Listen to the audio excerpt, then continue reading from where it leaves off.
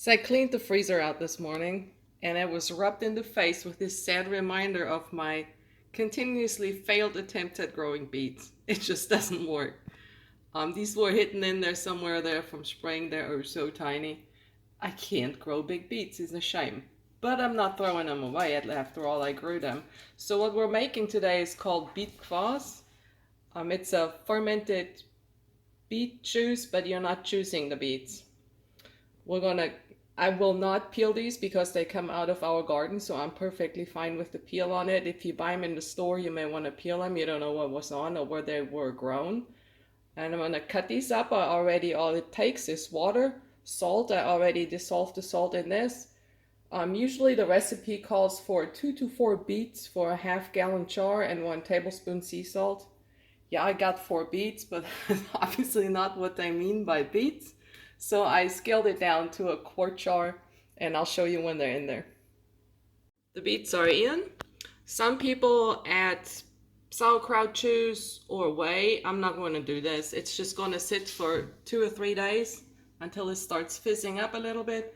All we have to do is cover it up. You can cover with a regular lid, plastic or a canning lid, or you can use a fermenting lid. They have a hole in the center to release gases, or you can put a coffee filter, whoops, getting caught up, a coffee filter on it and a band on it that keeps gnats out or whatever, but it lets it breathe. You do not, it makes bubbles and it will build up a little bit of pressure.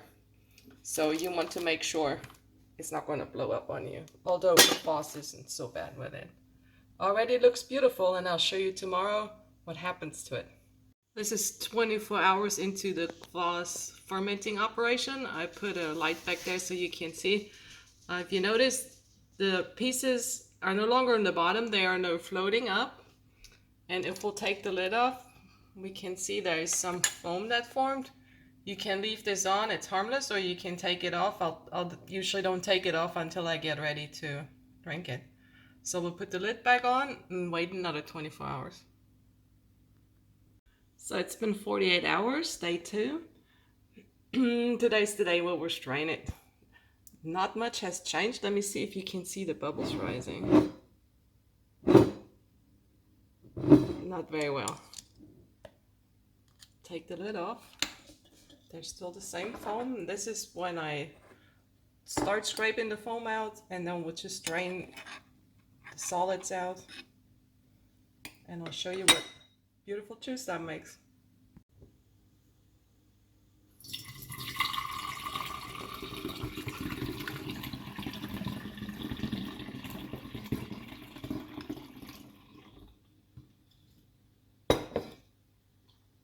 The end product, BEET KVASS and the strained beets. These could be composted, but under my no waste policy, we'll do something else with them. Healthy, refreshing BEET KVASS. In my opinion, it's best served cold. And the leftover beets, we cooked them up until they were soft. Onion, vinegar, oil, pepper, salt is all it takes, and you have a salad. This is a very mild beet salad, so even those of you who are not too fond of it, you'll still like it. Most of it came out with the juice and during the cooking process. Wow. Let's enjoy this. Right over there is where they grew, small and ugly. And look at them now. Such a beautiful color, and it tastes good, and it's so healthy. Thank you, beets.